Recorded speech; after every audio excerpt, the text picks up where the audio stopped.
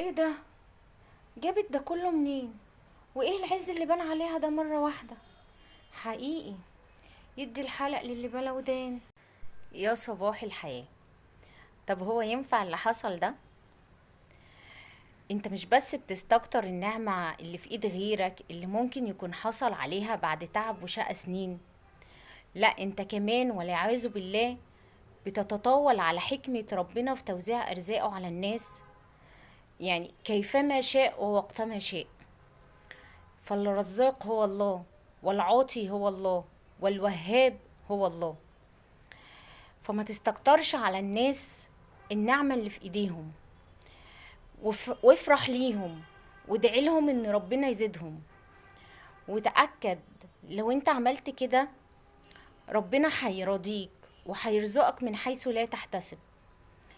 لكن لو بصيت اللي في ايد غيرك مش هينوبك حاجة غير ان ربنا هيضيقها عليك، وهيخليك عمرك ما هتبقى راضي للي في ايدك، حتى لو في ايدك ده كتير. ربنا هيخليك دايما مش راضي، دايما باصص للي في ايد غيرك. فتستهدى بالله كده وما تبصش للي في ايد غيرك، وبص في ورقتك. وطالما عملت كده تأكد ان شاء الله ربنا هيرضيك وهيرزقك من حيث لا تحتسب.